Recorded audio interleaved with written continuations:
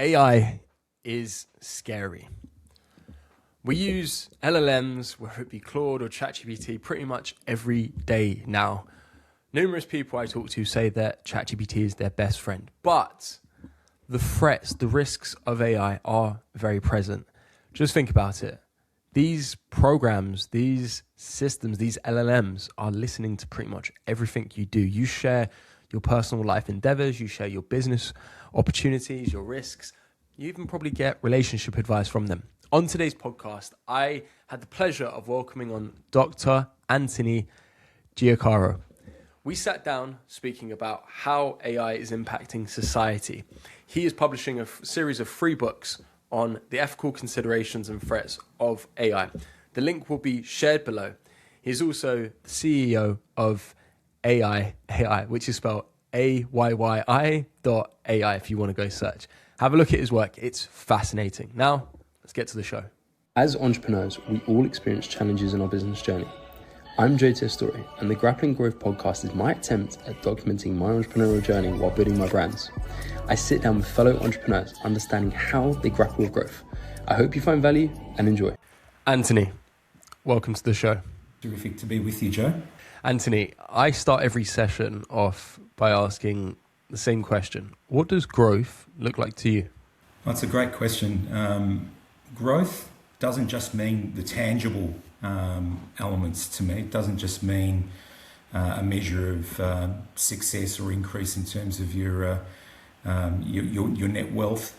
It means more in terms of a philosophical approach around learning and I suppose having more meaningful connections and relationships with important people and those around me.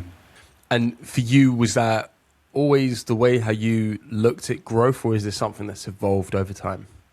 No, very much something that's evolved over time. I think early on, and I think it's more a net result of maturity and some grey hairs. Glad to still have them rather than not have them, but grey hairs sort of gives you some perspective that, early on it's all about, trying to get the gains on the board. But the older you get, it's more about the impact that you make and the legacy that you will leave.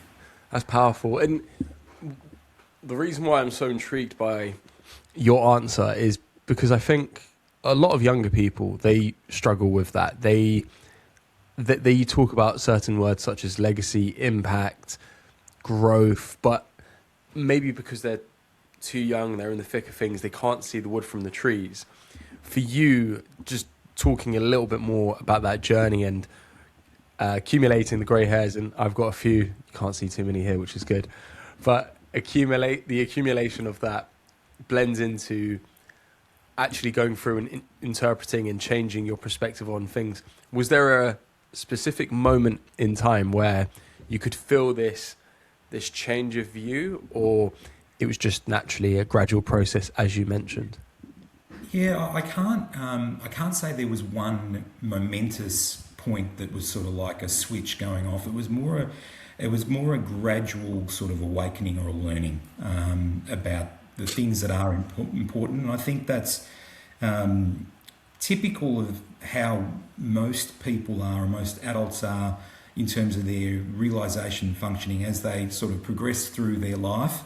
You get the realisation of what you've achieved, how much ramp time you've got left, and what you're looking to achieve. And the impacts, as I said, the impacts on legacy and what you're leaving, and the ability for you to have left, a positive imprint on people's lives in the world. Mm-hmm.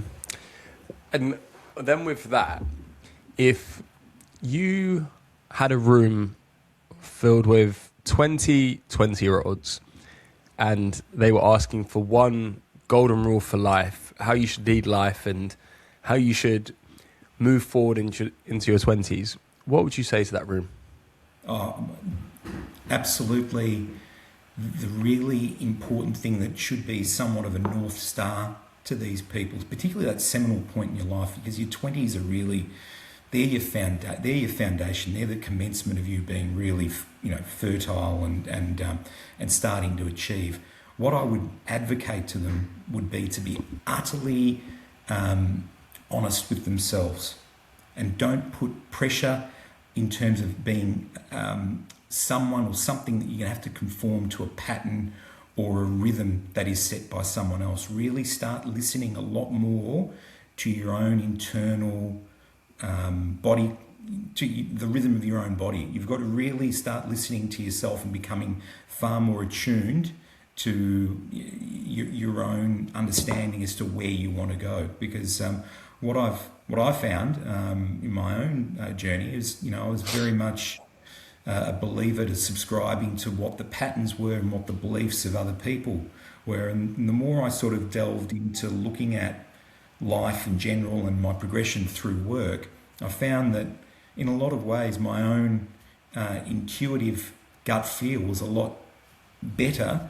than a lot of the advice, seemingly, the proper advice that would be provided. So I would gather that group of 20-year-olds and say to them, you really, quite passionately, listen to yourselves, be honest with yourself, and try to give yourself as much opportunity and leeway to perform to your own rhythm and candour, rather than being, I suppose, being tasked with the performance that others overlay onto you, which can be really detrimental. Because I've seen a lot of people that are unbelievably good performers that have taken a little while to mature, because the whole process around getting the most out of yourself, sometimes it's a twisty, winding road, and if for whatever reason you don't hit the target that you're hoping to set, it shouldn't throw you off. Life isn't a sprint, it's a marathon. And often, we get given, assessment tasks or points in your life where it is very much akin to being a sprint, when really, when you look at it, it's a marathon. And if you take it in that sort of vein, you are far more likely to be more gentle to yourself and be able to sort of protect your own mental space, which is pivotal and vital and very important, particularly with the prevalence of self-harm that's happening with younger people in today's age. It's really important to be gentle with yourself. That's such attuned advice, and the reason why I say that is I was talking to a doctor yesterday actually, and they were saying how this is a medical doctor, and they were saying how they are doing what they're doing because of outside influences, i.e. family members telling them this is what you're supposed to do.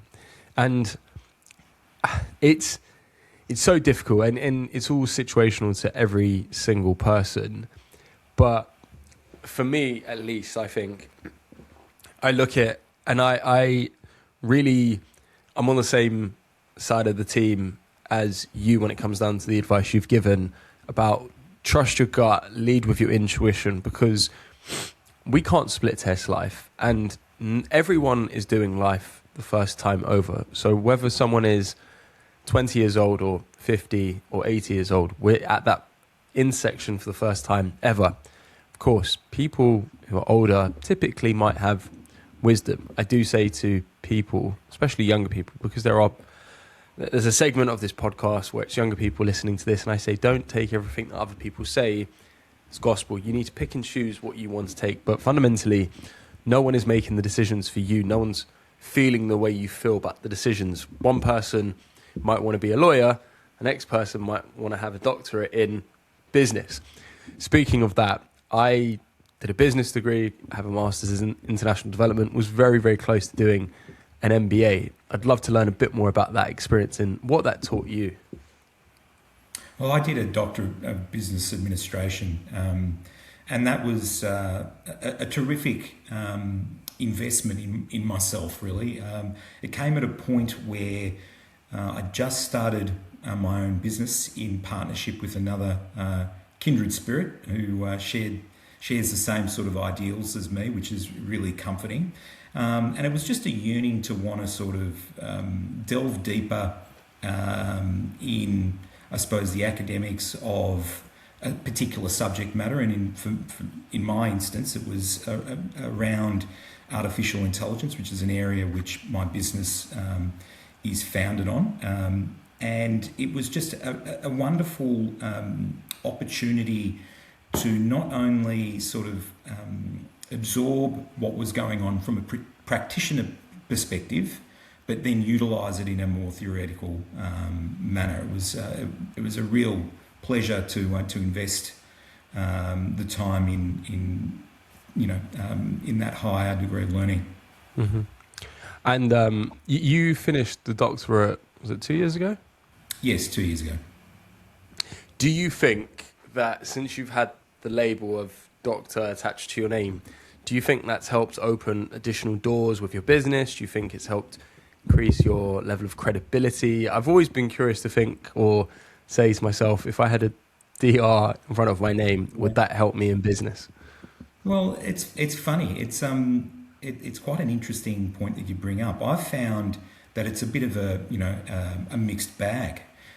Certain people, would be, inclined, I suppose, to give you an opportunity just by virtue that, of your level of standing or your pursuit of study. But in other cases, a lot of people don't particularly care. And in a couple of extreme instances, they almost see it as a negative, which is quite interesting. But I haven't found it to be a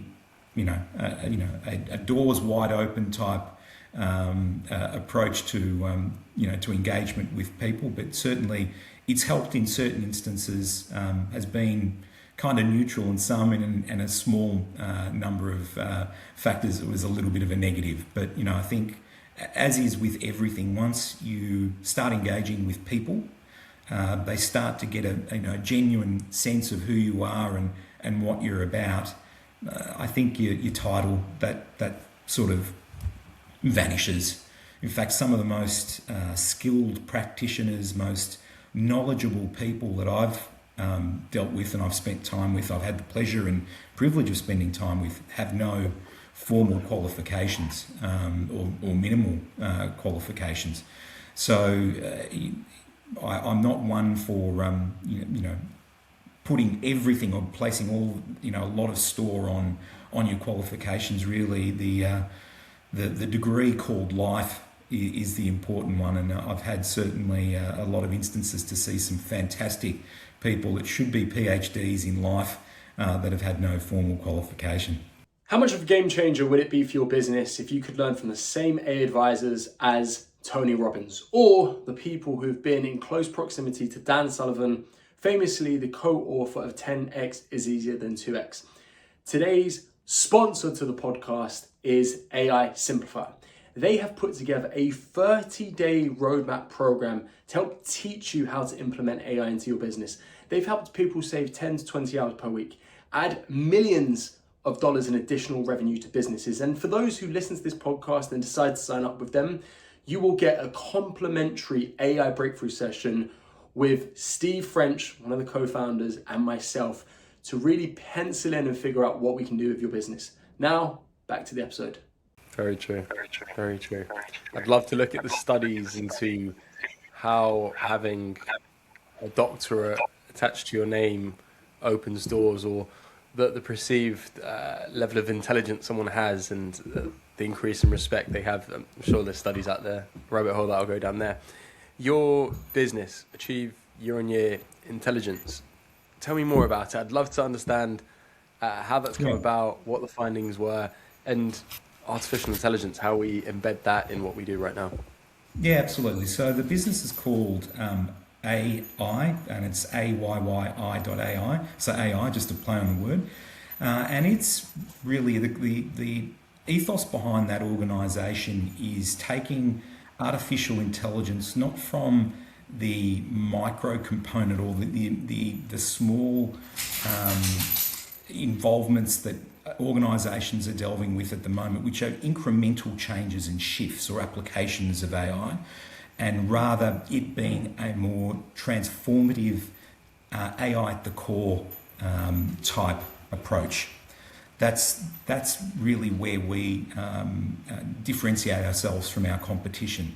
So we take a very much a holistic view of an organisation. We conduct very rigorous examinations of the business by what we call a consulting piece called an X-ray, which looks at the totality of the organisation, looking for typically 6 value drivers, which are very much at the top of mind for all C-suite or business owners, which is typically your cash flow, your growth, productivity, customer experience, employee experience, and audit and compliance. They're the 6 areas where we really take a very concerted view of the business, looking for choke points within the organisation, crystallising an understanding of that business as it currently stands from a process perspective, and then looking for areas where AI can really turn the needle in terms of improving the business outcomes for the business across those 6 value drivers. And we do it with a foundational type approach, which at its core is very much around a data-driven or a data-centric type play, because what you might see at the moment, Joe, is a lot of organisations are delving into AI. I mean, if you look at enterprise-grade companies, overwhelmingly, most companies today have dipped a toe in the AI market, and depending on who's running a particular division of a business, there will be almost some element where AI has been brought in to assist the business. What we find as a consequence of this is that it's not a centralised type approach. This is very much a scattergun type approach where it's almost akin. I like to liken it to having an airport where you've got a multitude of aircraft flying, but there's no air traffic control, and you don't know who's taking off, who's landing. And typically within the context of business, a lot of the data sets that are employed, they're incongruous data sets. This is data that's mismatched. One application is spitting out certain data sets whilst the other isn't, and depending on what flavour of AI agent you've got manipulating and actually utilising that data, you're getting very wildly different results, which in today's context it's problematic.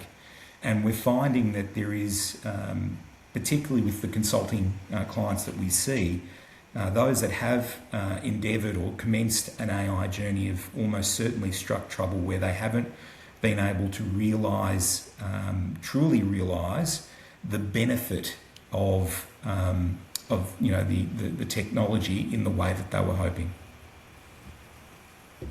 So, taking a step back to what you initially started on, you mentioned you conduct an X-ray, you look at 6 key points within a business to work on. My double-loaded question is, how long does this X-ray typically take to conduct, and what are the 6 key points you're looking at within a business to then look at making changes? Well, everything is around that transformation component. So in terms of the actual X-ray, we take a very transformative lens. We consult with the most senior personnel that are essentially tasked with understanding, the business, and can distill it on a page. And typically we find that it's a span of anything between 2 and 5 key people that we would need to interview and survey, and really interrogate what they do in a day, looking at all of the systems within the business, how they are actually,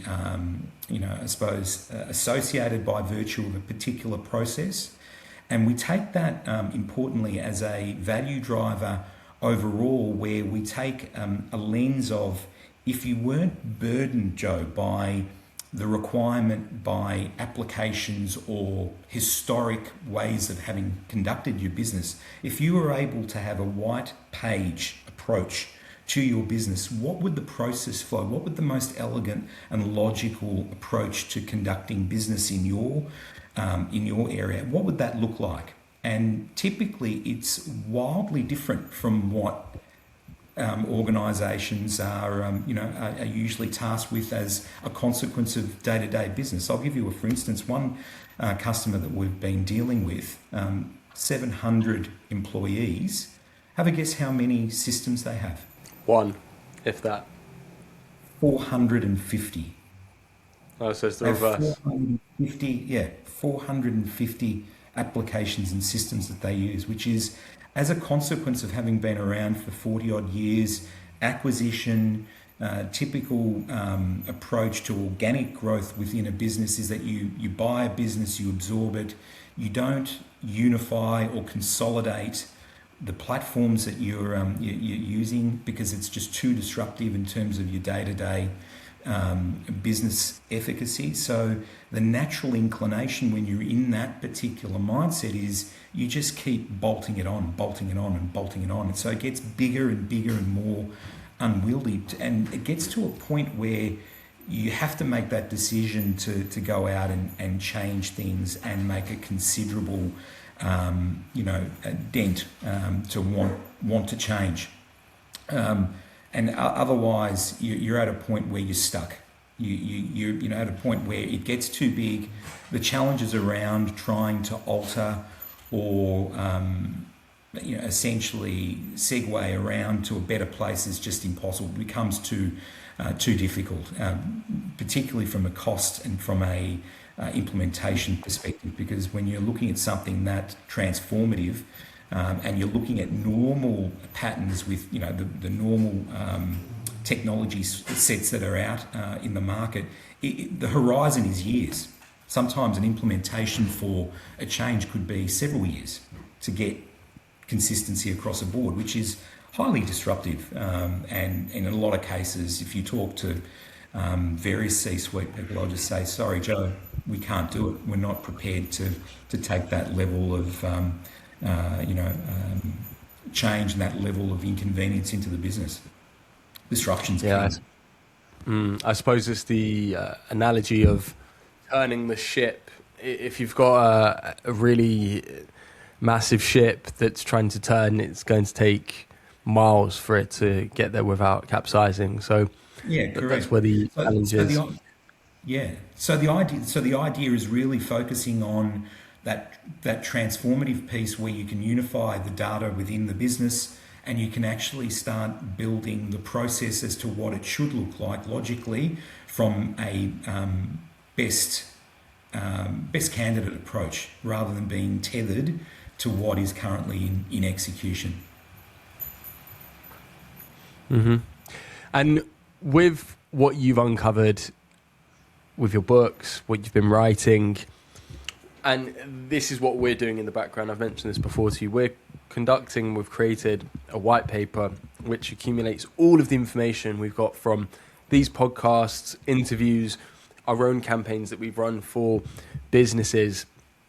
AI, these x-rays, these audits that you've looked at within businesses, how do you think they're going to differ over the next 12 to 18 months with the help, the use, the implementation of AI systems? Do you think there's going to be radical change to what you might have been looking at a few years ago compared to today? Or do you think there's going to be similarities?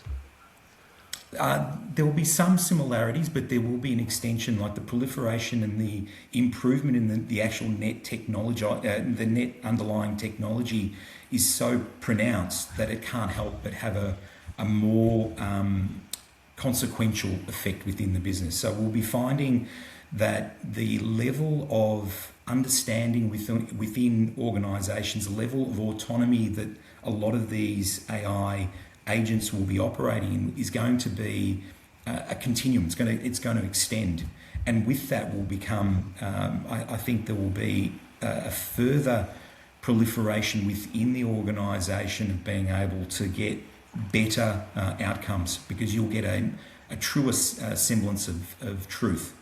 Because a lot of organisations, as I've mentioned, before, where the data is not sound, where there are a multitude of disparate systems, typically the C-suite within these businesses are having to make decisions on obscured data sets, on not a full complement of understanding and knowledge. What I'm expecting and what we're likely to see with the proliferation of AI is certainly a more better understanding driven out of large language models that will be typically owned by the actual enterprise themselves. So they'll be their own bespoke LLMs. It'll be hybrid LLMs. So where you're utilizing vast data sets, depending on what your industry is, you'll be utilizing your own data. If you've been a business that's been around for 20, 30 plus years, you'll utilize your own data, turn that into your own model.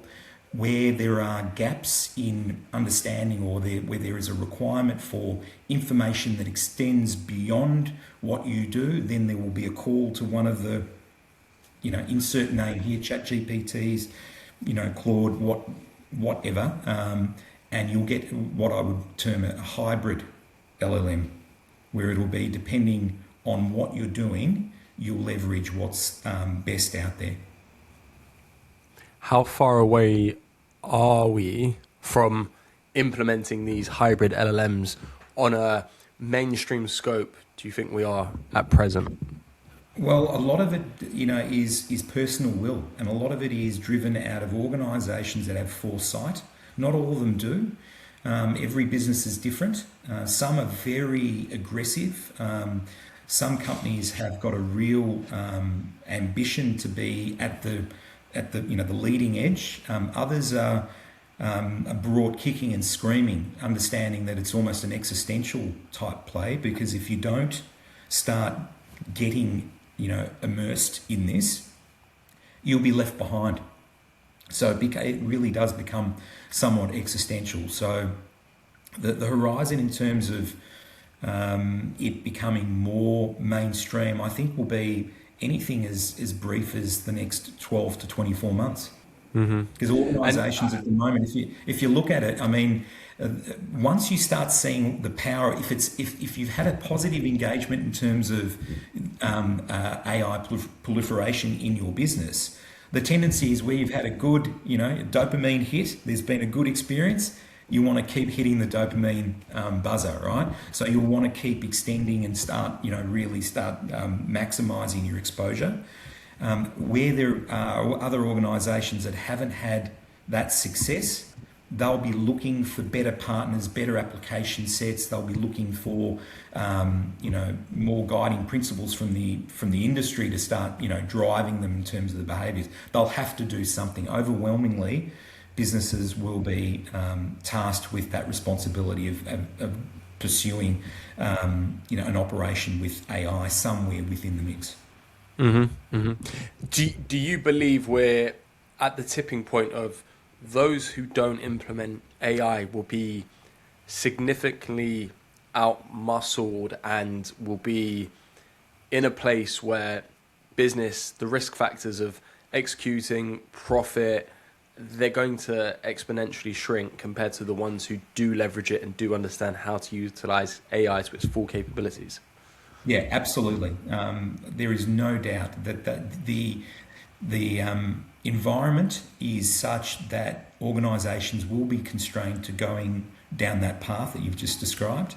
Those that are sort of a little bit more recalcitrant are those that are in industries where potentially they might be making a lot of money in spite of themselves, where there isn't that loaded gun to the head that, that forces you to want to start progressing down an AI journey with pace. So it very much depends. As the environmentals, I suppose the context around global industry changes and business becomes that much harder to transact, organisations overwhelmingly are going to have to take the AI plunge. It's going to be a life raft for a lot of businesses. How much of a game changer would it be for your business if you could learn from the same AI advisors as Tony Robbins, or the people who've been in close proximity to Dan Sullivan famously the co-author of 10x is easier than 2x. Today's sponsor to the podcast is AI Simplify. They have put together a 30-day roadmap program to help teach you how to implement AI into your business. They've helped people save 10 to 20 hours per week, add millions of dollars in additional revenue to businesses. And for those who listen to this podcast and decide to sign up with them, you will get a complimentary AI breakthrough session with Steve French, one of the co-founders, and myself to really pencil in and figure out what we can do with your business. Now, back to the episode. And I think to your point there, whether you run a tradies business, if you're a decorator, an electrician, a plumber, at scale, if you're a one-man band, okay, the use for AI, it doesn't make as much impact as it would for a bigger business, in my view, just because of scale. Naturally, you could use AI in the back end to help you with quotes, invoicing, going out procuring goods, adding it into spreadsheets.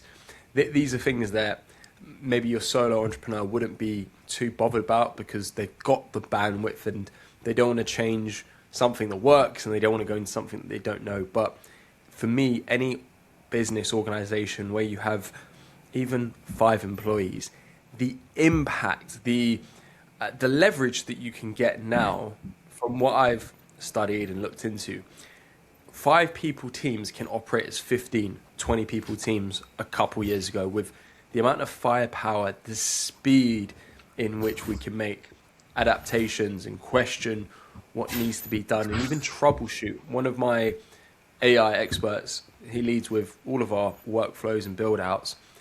What he's able to do now compared to even 12 months ago, it blows my mind. And he's able to create dashboards in the space of a week to understand the data. And AI is, from what I've looked at, is completely underpinned by data. If you have the right inputs, the right data, that's where you can actually find what makes sense and what actually makes the shifts.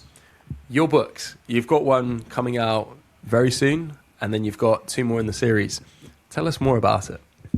The books are called the Ethical Algorithm series, so it's a practitioner's guide to AI in organisations with real meaningful application in terms of frameworks so that you get an understanding of exactly how you can apply AI and then meaningfully utilise it as a differentiator for advantage. It's been an interesting journey. It's been a really enjoyable journey putting the books together. The first book will be published within the next few days. I've completed my second, and the third is currently being written on probably a quarter or 2 quarters, halfway through, depending on certain aspects of the book. But it's been a wonderful journey so far. And the key, without spoiling too much, how would you summarize and describe the key takeaways from the first book? Let's not spoil the second and third. Well, look, it's I suppose it's the outset is really putting a singular sort of intellectual property architecture around 3 layers that the book sort of provides. So the layers are the diagnostic and philosophical foundation that explains why governance typically fails in organisations. And then the second book is really the operational playbook that builds the governance that genuinely that works. It's charted with very meaningful applications and playbooks, hands-on frameworks that businesses can utilise in their day-to-day engagement.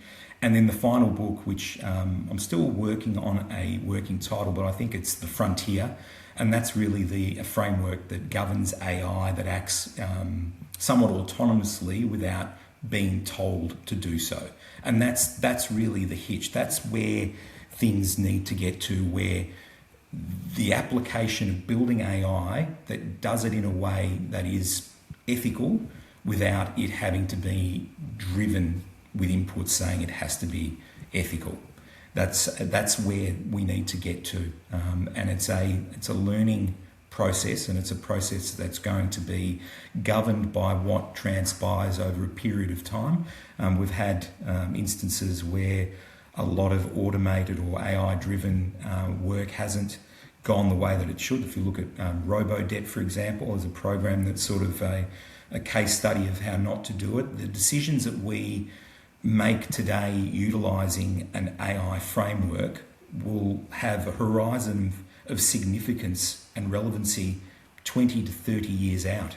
So the effects of those decisions will have a very long horizon.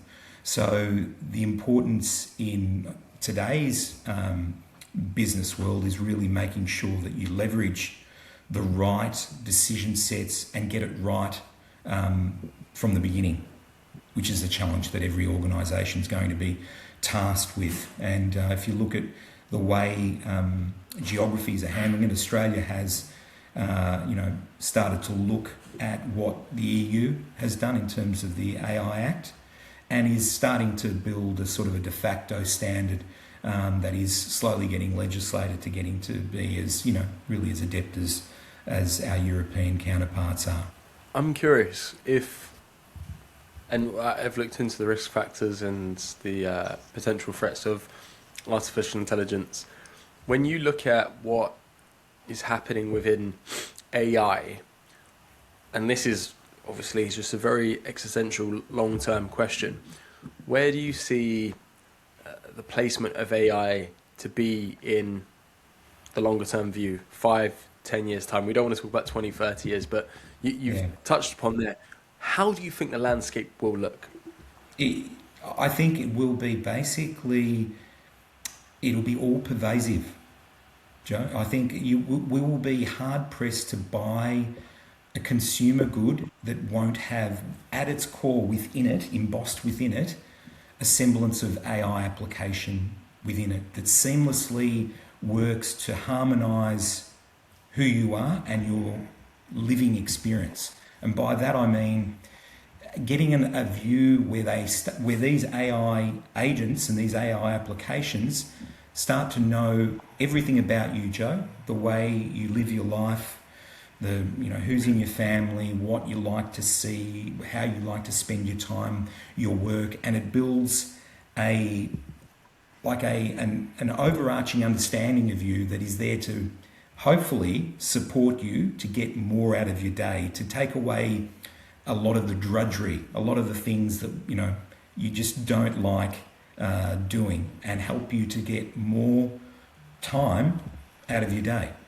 So, I mean, a lot of the elements that people utilise, some of the AI agents that are commonly out in the marketplace at the moment, it gives you a small scintilla of an idea of what you can be doing. But if you start looking at everything that you start buying, right down to, AI embossed in your car, your phone, your fridge, your oven, your music player, all facets and all elements of you will start building a very data-rich picture of you, of the individual. That also then obviously opens up all kinds of concerns around privacy. What's happening with that data? How's it being used? Is it being used in a way where you're being somewhat taken advantage of? Remember the old adage that if you're not paying for something, you are the product. So it starts opening up this sort of elements of discussion, which is going to be really interesting. And I can't help but think that there's going to be a lot of new developments that we probably won't have seen coming, that are going to take the general populace and the market by surprise. So it's a very interesting and exciting time, Joe, to be alive. It is. It's unbelievable, honestly. What you've touched upon and where my mind's gone to, I feel we talk about smart homes, but the level in which our homes, our lives are going to be, I think, really dictated and controlled by AI and technology by the year 2040 is going to be insane. And I say to people, I look at Meta, for example, they have 52,000 panels of data. How often do you turn around, you talk about a concept or a destination you want to go to a friend, and then within the next 24 hours, you look on your algorithm and you see videos, you see reels of what you're looking at. And these are just so... I really believe algorithms know us better than we know ourselves. You can routinely go to ChatGPT, Claude, sit down and ask it, summarize what you know about me, tell me about myself. Yeah. And I did this with my partner, literally just showed her my phone, and you could see she thought, wow, that's stuff I would, it describe Joe in a paragraph, and it gets it. What am I working on? What am I it just, because it understands the small nuances of the way how our brains tick, and the amount of insight that people have, these LLMs have, and the agents have, there is that threat of, and you've seen the examples of AI encouraging a young child to commit suicide. That's the ethical frame where it's getting a little bit too extreme. But if we're at this right now, where are we going to be in 10 years' time? It's very alarming in my opinion. After you. Yeah, so I mean that's where there is scope for humanity to have to step in to make sure that there is some degree of throttling the technology and making sure that it is essentially available in a positive sense and one that doesn't overstep the boundaries. Because if you leave it to its logical conclusion where it's unabated and it has no checks, no balances, I shudder to think where we will be in as little as 5 years' time. But I believe that there is a real positive inertia around wanting to, realise that this is positive technology when harnessed correctly and with ethical means and channels, and really concentrating our energies on utilising it and controlling it in a way that maximises the good rather than, allows the pejorative. Mm-hmm. Mm-hmm. And for you with your business, how are you harnessing AI to help leverage and grow over the next 3 to 5 years?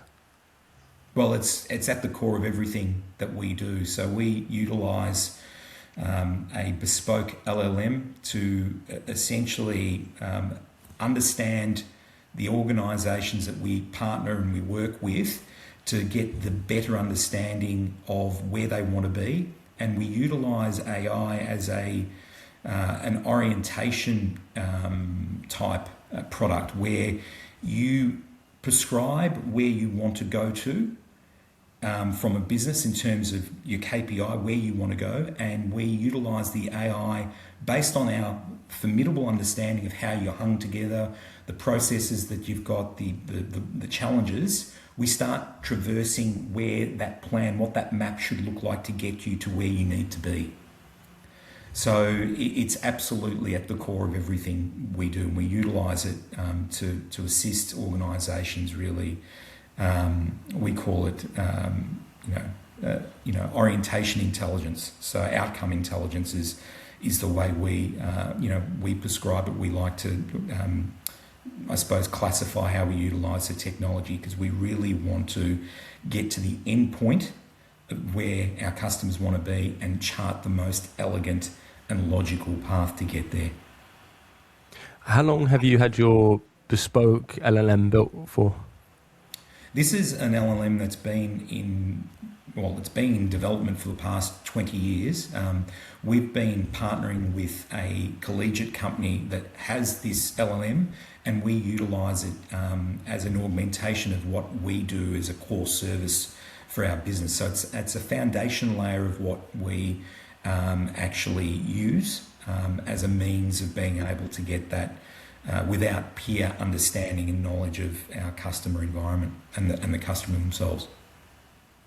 Wow, so you're really a frontierist in artificial intelligence when it comes down to the implementation, because I think absolutely prior to 2022, people were not even sniffing around AI, and AI has been in the works since the 1960s, but you look at that, that's taken 60 years to gain traction. It's going to be another 5 years until what we've seen happen over the last 60 years. I think we're going to 10x the capabilities of what's happening. We can, even from my perspective, and I'd love to get yours, but what I've examined in the world of AI over the past 3 months has been more than what's happened over the last 3 years. The speed, the rate in which changes happened, how softwares and systems and companies have, I've seen the companies that we partner with, even the tools that we use, they have embedded, they've baked AI in, and it's clever because there's no other choice in my opinion, because they will get left behind to competitors that can come around like that. You can use Replit, and within a few weeks with a really clever developer and yourself, you can build a whole app which can clean out another company. And naturally, you can't take someone else's customer base, but you can mimic to a very strong accord what they do. Oh, absolutely. And I think you're seeing the sizable shift where basically, SaaS, software as a service, is dead. It's absolutely dead now with the horizon of, Anthropic, for example. We're seeing that, the reliance on, SaaS applications is gone. And what we're able to do right now is we're able to go into organisations and we can develop SaaS-like functionality for customers that is absolutely bespoke to them. So they are no longer beholden to an application provider forcing you to go down a particular path in how you engage and how you do business. It's now, you're now free to be able, as I said, under that X-ray service, to examine what would be the most logical and elegant approach to conducting your business, and then actually engaging the LLM and building software that would then allow you to essentially have a singular UI to run your business, touching all your data sets underneath in a very elegant fashion. It's exciting. I mean, it's a privilege to work in this particular era. It's really exciting. And the ability to really transform companies and deliver outstanding value is amazing. It's a real privilege for me. Absolutely. I'm in the same boat. Anthony, I can't wait to get a copy of your book, read it, dissect everything you've put together.